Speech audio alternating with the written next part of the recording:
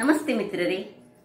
ನಮ್ಮ ಜೀವನದಲ್ಲಿ ನಾವು ಶ್ರೇಷ್ಠವಾದ ಯಾವುದಾದ್ರೂ ಒಂದು ಕೆಲಸ ಮಾಡಬೇಕೆಂದಿದ್ರೆ ಅದು ನಾವು ಯಾವುದೇ ಕೆಲಸವನ್ನು ಮಾಡಿದರೂ ಅದನ್ನು ಮನಸ್ಸಿಟ್ಟು ಪ್ರೀತಿಯಿಂದ ಮಾಡುವುದು, ಅದೇ ಒಂದು ಶ್ರೇಷ್ಠವಾದ ಕೆಲಸ. ಹಾಗಿರುವಾಗ ಇವತ್ತು ನನ್ನ ಅಡಿಗೆ ಮನೆಯಲ್ಲಿ ನಾನೊಂದು ಆರೋಗ್ಯಭರಿತವಾದ ಈ ನುಗ್ಗೆ ಸೊಪ್ಪಿಂದಲ್ಲ, ನುಗ್ಗೆಯ ಹೂವಿನ ಒಂದು ನೀರು ದೋಸೆಯನ್ನು ಮಾಡಿದ್ದೇನೆ. ನೀವೆಲ್ಲ ಬಗೆ ಬಗೆಯ ನೀರು ದೋಸೆಗಳನ್ನು ತಿಂದಿರುವಿರಿ. ಸಿಂಪಲ್ ನೀರು ದೋಸೆ ಸಹ ಬಹಳ ಟೇಸ್ಟಿಯಾಗಿರ್ತದೆ.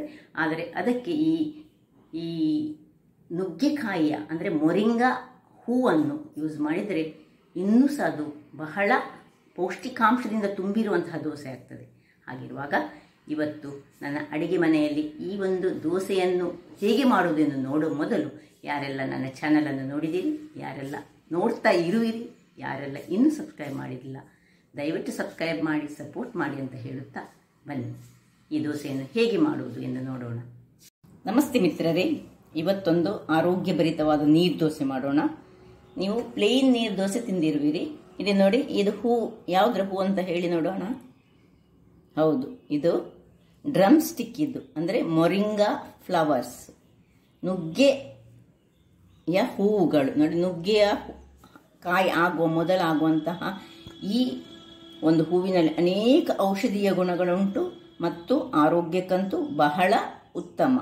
ಈಗ ನಾವು ಮೊದಲಿಗೆ ನೋಡಿ, ನಾನಿಲ್ಲಿ 1.5 ಗ್ಲಾಸ್ನಷ್ಟು ಈ ದೋಸೆಯ ರೈಸ್, ರಾ ರೈಸನ್ನು ತೆಗೆದುಕೊಂಡಿದ್ದೇನೆ. ರಾ ರೈಸೇ ದೋಸೆ ರೈಸ್ ಹೆಚ್ಚಾಗಿ. ಈ ರಾ ರೈಸಲ್ಲಿ ಊಟ ಮಾಡೋ ರೈಸ್ ಬೇರೆ ಇರ್ತದೆ, ಸೋನಾ ಮಸೂರಿ ಇರ್ತದೆ, ಬೇರೆ ಬೇರೆ. 1 ಬೌಲ್ನಷ್ಟು ನಾವು, ನಿಮಗೆ ತೆಂಗಿನ ತುರಿ ಎಷ್ಟು ಬೇಕು ಎಷ್ಟು ತೆಂಗಿನ ತುರಿ ಹಾಕ್ತೀರಿ ಅಷ್ಟು ಚೆನ್ನಾಗಿ ಬರ್ತದೆ. ಮತ್ತು ಒಂದು ಈ ಕಾಯಿ ಮೆಣಸು ನಾನು ತೆಗೆದುಕೊಂಡಿದ್ದೇನೆ. ನೀವು ಬೇಕಿದ್ದರೆ ರೆಡ್ ಚಿಲ್ಲಿ ಸಹ, ಕೆಂಪು ಮೆಣಸು ಸಹ 1-2 ತೆಗೆದುಕೊಳ್ಬೋದು. ನಿಮಗೆ ಖಾರ ಹೆಚ್ಚು ಬೇಕಿದ್ರೆ ಇನ್ನೂ ಸಹ ಹೆಚ್ಚು ತೆಗೆದುಕೊಳ್ಳಿ. ಬಟ್ ಇದು ಸ್ವಲ್ಪ ಸ್ಮೂತ್, ಹೆಚ್ಚು ಖಾರ ಮಾಡಿದರೆ ಸಹ ಅಷ್ಟೊಂದು ಚೆನ್ನಾಗಿ ಬರೋದಿಲ್ಲ. ಇದೀಗ ನಾವು ನೀರು ದೋಸೆಯನ್ನು ಮಾಡೋದ್ರಿಂದಾಗಿ ಮೊದಲಿಗೆ ನಾವು ಈ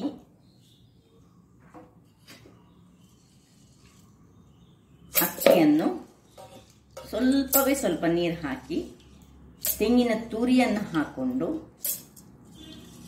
ಗ್ರೈಂಡ್ ಮಾಡ್ಕೊಳ್ಳೋಣ. ಈಗ ಇದರ ಒಟ್ಟಿಗೆ ತೆಂಗಿನ ತುರಿ ಸಹ ಹಾಕ್ಲಿಕ್ಕುಂಟು, ಸ್ವಲ್ಪ ಉಪ್ಪು ಹಾಕ್ಲಿಕ್ಕುಂಟು, ಮತ್ತೆ ಉಪ್ಪು ಮತ್ತೆ ಇವುಗಳನ್ನು ನೋಡಿ ಒಳ್ಳೆ ಬಿಡಿಸಿಕೊಂಡು ಹಾಕೊಳ್ಬೇಕು ನಾವು. ಒಂದೊಂದೇ, ಇದರದ್ದು ದಂಟು ಬರಬಾರ್ದು. ಒಂದೊಂದೇ ನೋಡಿ ಹೀಗೆ ಇದನ್ನು ಹೀಗೆ ಬಿಡಿಸಿಕೊಂಡು ನಾನು ಹಾಕೊಳ್ತೇನೆ. ನಾವು ಬಿಡಿಸಿಕೊಂಡು ಮೊದಲೇ ಇಟ್ಟುಕೊಂಡ್ರೆ ಸಹ ಬಹಳ ಉತ್ತಮ. ನಾನು ನಿಮಗೆ ತೋರಿಸ್ಬೇಕು ಹೇಗೆ ಇರ್ತದೆ ನುಗ್ಗೆ ಸೊಪ್ಪು, ನುಗ್ಗೆಯ ಹೂವು ಅಂತ ಹೇಳಿ. ಹೀಗೆ ಬಂಚಲ್ಲೇ ತೆಗೆದುಕೊಂಡದ್ದು, ಹೀಗೆ ಖಾಲಿ ಇದರದ್ದು ಹೂಗಳನ್ನು ಮಾತ್ರ ಹಾಕೊಂಡ್ರೆ ಆಯಿತು. ನಿಮಗೆ ಒಂದು ಇಷ್ಟು ಸಿಕ್ಕಿದ್ರೆ ಸಾಕು, ಇಷ್ಟು ಹೂ ಇದ್ರೆ ಸಾಕು. ಬಹಳ ಪರಿಮಳಯುಕ್ತವಾಗಿ ಸಹ ಬರ್ತದೆ ಮತ್ತು ಆರೋಗ್ಯಕ್ಕಂತೂ ಬಹಳ ಉತ್ತಮ. ಸೊ ಈಗ ನಾವು ಇದನ್ನು ಗ್ರೈಂಡ್ ಮಾಡ್ಕೊಳ್ಳೋಣ. ನೋಡಿ, ಇಷ್ಟು ಹೂಗಳನ್ನು ನಾನು ತೆಗೆದುಕೊಂಡು ಹಾಕೊಂಡಿದ್ದೇನೆ ಎಲ್ಲ. ಹೀಗೆ ದಂಟು ಒಂದು ಬರದಾಗಿ ನೋಡಿಕೊಳ್ಬೇಕು ನಾವು. ದಂಟು ಇದ್ರೆ ನಮಗೆ ಮತ್ತೆ ಅದರಲ್ಲಿ ಅದು ಬಾಯಲ್ಲಿ ಸಿಕ್ಕುವಾಗ ಒಳ್ಳೆ ಆಗೋದಿಲ್ಲ. ಸೊ ಹೂವಿನ ದಂಟು ಬೇಡ, ಖಾಲಿ ಹೂವಿನ ಹೂ ಮಾತ್ರ. ಈಗ ಇದಕ್ಕೆ ಕಾಯಿ ಮೆಣಸನ್ನು ಸಹ ನಾನು ಹಾಕೊಳ್ತಿದ್ದೇನೆ. ಉಪ್ಪು ಹಾಕಿದೆ, ಕಾಯಿ ಮೆಣಸು ಹಾಕಿದೆ. ಯಾರಿಗಾದ್ರೂ ಸ್ವಲ್ಪ ಸ್ವೀಟ್ ಅಂತ ಬೇಕಿದ್ರೆ ನೀವು ಬೇಕಿದ್ರೆ ಒಂದು ಚೂರು ಬೆಲ್ಲ ಸಹ ಹಾಕೊಳ್ಬೋದು. ಈಗ ಇದನ್ನು ಸ್ವಲ್ಪ ನೀರನ್ನು ಹಾಕಿ ನಾನು ಗ್ರೈಂಡ್ ಮಾಡ್ಕೊಳ್ತೇನೆ. ವೀಕ್ಷಕರೇ, ಇಲ್ಲಿ ನೋಡಿ ಒಳ್ಳೆ ಫೈನ್ ಆದ ಬ್ಯಾಟರ್ ಮಾಡಿ ತಂದೆ ನಾನು. ಈಗ ಇದನ್ನೊಂದು ಬೌಲಿಗೆ ಶಿಫ್ಟ್ ಮಾಡ್ಕೊಳ್ಳೋಣ. ಒಳ್ಳೆ ನೀರು ದೋಸೆ ಹದ ಬೇಕು ನಮಗೀಗ. ಸ್ವಲ್ಪ ನೀರನ್ನೆಲ್ಲ ಹಾಕೊಂಡು ಮಿಕ್ಸಿಗೆ ಸ್ವಲ್ಪ ನೀರು ಹಾಕಿ ಸ್ವಲ್ಪ ನೀರು ದೋಸೆ ಹದ ಮಾಡಿಕೊಳ್ಳೋಣ. ಇದು ಹೀಗೆ ಇರುವಾಗ ಇಲ್ಲಿ ನಾನೊಂದು ಸಣ್ಣ ಇದನ್ನು ಆನ್ ಮಾಡಿಟ್ಕೊಂಡಿದ್ದೇನೆ. ಅದಕ್ಕೆ 1 ಸ್ಪೂನಿನಷ್ಟು, ಇದಕ್ಕೊಂದು ಮಸಾಲೆ ಟೈಪಲ್ಲಿ ಮಾಡಿದ ಸ್ವಲ್ಪ ಎಣ್ಣೆ ಹಾಕೊಳ್ಳಿ, ತುಂಬ ಬೇಡ, ಸ್ವಲ್ಪವೇ ಸ್ವಲ್ಪ. ನಾವು ಅದು ಬಿಸಿ ಆಗುವಾಗ, ಬಿಸಿ ಆಗಲಿ ಎಣ್ಣೆ, ಸಾಸಿವೆ ಹಾಕೊಳ್ಳೋಣ. ಇಲ್ಲಿ ನೀವು ಬೇಕಿದ್ರೆ ಏನು ಸಾಸಿವೆ ಹಾಕೊಳ್ಬೋದು, ಜೀರಿಗೆ ಹಾಕ್ಬೋದು, ಒಳ್ಳೆ ಮೆಣಸು ಹಾಕಬಹುದು, ಯಾವುದು ಹಾಕೊಂಡ್ರೆ ಸಾಕ್ತದೆ. ನಾನು ಸ್ವಲ್ಪ ಸಾಸಿವೆ ಮತ್ತು ಉದ್ದಿನ ಬೇಳೆ ಮತ್ತೆ ಕರಿಬೇವಿನ ಸೊಪ್ಪನ್ನು ಹಾಕೊಳ್ತಿದ್ದೇನೆ. ಇದಕ್ಕೆ ಇಡಿಯಾದ ನಾವು ಒಳ್ಳೆ ಮೆಣಸು ಪೆಪ್ಪರ್ಕಾರ್ನ್ಸ್ ಹಾಕಿದ್ರೆ ಸಹ ಬಹಳ ಚೆನ್ನಾಗಿ ಬರ್ತದೆ, ಅಥವಾ ಕೊತ್ತಂಬರಿ ಸೊಪ್ಪು ಹಾಕಿದ್ರೆ ಸಹ ಒಳ್ಳೆಯದಾಗ್ತದೆ. ಈ ಹೊತ್ತಿನಲ್ಲಿ ಇದನ್ನು ನೋಡಿ ಅದು ಹೊಡಿತಾ ಉಂಟು. ಚೂರು ಉದ್ದಿನ ಬೇಳೆ ಬಾಡಿ ಇದಾಗಲಿ, ಸ್ವಲ್ಪ ಫ್ರೈ ಆಗಲಿ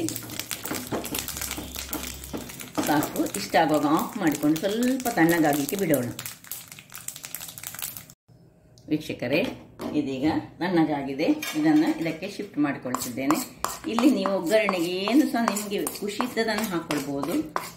ಕೊನೆಗೆ ಕೊತ್ತಂಬರಿ ಸೊಪ್ಪು ಅನ್ಸ ಇದರಲ್ಲಿ ಹಾಕೊಂಡು ಮಾಡ್ಬೋದು. ಬಹಳ ರುಚಿಕರ ಸಹ, ಆರೋಗ್ಯಕ್ಕಂತೂ ಬಹಳ ಉತ್ತಮ. ಅದರಿಂದಾಗಿ ಒಮ್ಮೆ ಮಾಡಿ ನೋಡಿ. ಕೆಲವರಿಗೆ ಗೊತ್ತಿರುವುದಿಲ್ಲ, ಇದರ ಎಲೆಯಿಂದ ಮಾಡ್ತಾರೆ ತುಂಬ ಮಂದಿ. ಆದರೆ ಈ ಹೂವಿನಿಂದ ಮಾಡುವುದು ತುಂಬ ಮಂದಿ ಕಡಿಮೆ. ನೋಡಿ, ಹೀಗೆ ನೀರು ದೋಸೆ ಹದ ಆಗುವಾಗ ನೋಡಿ ಸ್ವಲ್ಪ ನೀರು ಹಾಕೊಳ್ಳೋಣ. ಉಪ್ಪೆಲ್ಲ ಚೆಕ್ ಮಾಡಿಕೊಳ್ಳಿ. ನೀರು ದೋಸೆಯ ಹಿಟ್ಟಿಗೆ ಬರಬೇಕಿದು. ನಾವೀಗ ನೀರು ದೋಸೆ ಮಾಡ್ತಿದ್ದೇವೆ. ಈಗ ಇಲ್ಲಿ ಕಾವಲಿಯನ್ನು ಹೊತ್ತಿಸ್ಕೊಂಡು ಇಟ್ಕೊಳ್ಳೋಣ.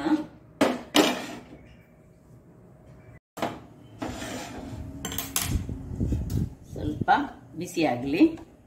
ವೀಕ್ಷಕರೇ, ಇಲ್ಲಿ ಕಾವಲಿ ಬಿಸಿಯಾಗಿದೆ. ಇಲ್ಲಿ ನೋಡಿ, ಸ್ವಲ್ಪ ಬೇಕಿದ್ದರೆ ಮಾತ್ರ ಇದನ್ನು ಹೀಗೆ ಸ್ವಲ್ಪ ತೆಂಗಿನ ಎಣ್ಣೆಯನ್ನು ಹಾಕ್ಕೊಳ್ಬೋದು, ಅಥವಾ ಯಾವುದೇ ನಿಮ್ಮ ಯೂಸ್ ಮಾಡುವ ಎಣ್ಣೆ. ಈಗ ಇದನ್ನು ಚೆನ್ನಾಗಿ ಕಲರಿಸಿಕೊಂಡು ನೀರು ದೋಸೆ ಮಾಡೋ ಹಾಗೆ ನಾವು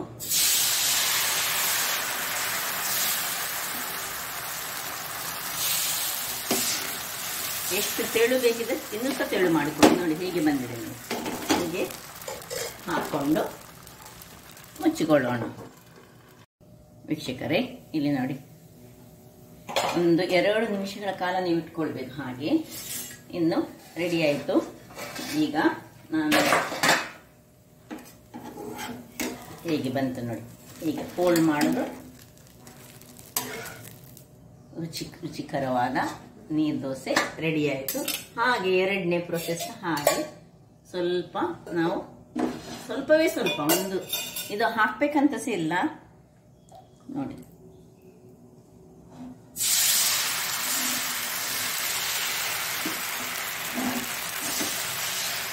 ಇನ್ನೂ ಸಹ ತೆಳು ಬೇಕಾದ್ರೆ ತೆಳು ಮಾಡಿಕೊಳ್ಬೋದು, ಹೇಗೆ ಸಹ ಆಗ್ತದೆ. ಮುಚ್ಚಿಟ್ಟುಕೊಳ್ಳೋಣ. ವೀಕ್ಷಕರೇ ನೋಡಿ, ಇದು ಸ್ವಲ್ಪ ಹೆಚ್ಚು ಬೇಕಿದ್ರೆ ಕಾಯಿಸಿಕೊಳ್ಬೋದು. ನೋಡಿ ಹೇಗೆ ಹೇಗೆ ಬಂತು ನೋಡಿ. ಹೀಗೆ ಹೆಚ್ಚು ಕಾಯಿಸಿ ಸಹ ಮಾಡ್ಬೋದು, ಕೂಡಲೇ ತೆಗೆಯುವಂತ ಸಹ ಮಾಡ್ಬೋದು. ಯಾವ ರೀತಿಯಲ್ಲಿ ಸಹ ನೀವು ಈ ದೋಸೆಯನ್ನು ಮಾಡ್ಕೊಳ್ಬೋದು. ಪರಿಮಳಯುಕ್ತವಾಗಿದೆ ನೋಡಿ. ಮೊರಿಂಗ ಎಲೆಯ ಹೂವಿನ ಪರಿಮಳ ಒಂದು ಬೇರೆ ರೀತಿಯ ಸುವಾಸನೆ. ಅಂದರೆ ಸೆಂಟೆಡ್ ಅಲ್ಲ, ಬಟ್ ಆರೋಗ್ಯಕ್ಕೆ ಉತ್ತಮವಾದ ಒಂದು ಪರಿಮಳ ಉಂಟಲ್ಲ, ಆ ಪರಿಮಳ ನೋಡಿ. ಅದಕ್ಕೆ ನಾನೊಂದು ಚಟ್ನಿಯನ್ನು ಸಹ ಮಾಡಿದ್ದೇನೆ. ಸಿಂಪಲ್ ಚಟ್ನಿ, ಖಾಲಿ ಮೆಣಸು ಹಾಕಿ ಮಾಡಿದಂತಹ ಚಟ್ನಿ. ಹಾಗಾದರೆ ಈ ಒಂದು ಕಲರ್ಫುಲ್ ನೋಡಿ, ಸ್ವಲ್ಪ ಗ್ರೀನಿಶ್ ಬಂದಿದೆ. ಈ ನನ್ನ ಕುಕಿಂಗ್ ಚಾನಲ್ ನಿಮಗೆ ಇಷ್ಟ ಆದರೆ ಬೋಳೂರು ಸುವರ್ಣ ಚಾನಲನ್ನು ಲೈಕ್ ಮಾಡಿ, ಶೇರ್ ಮಾಡಿ, ಹಾಗೂ ಸಬ್ಸ್ಕ್ರೈಬ್ ಮಾಡಿ, ಹಾಗೂ ನನ್ನ ಇನ್ಸ್ಟಾಗ್ರಾಮ್ ಪೇಜನ್ನು ಫಾಲೋ ಮಾಡಿ. ಧನ್ಯವಾದಗಳು.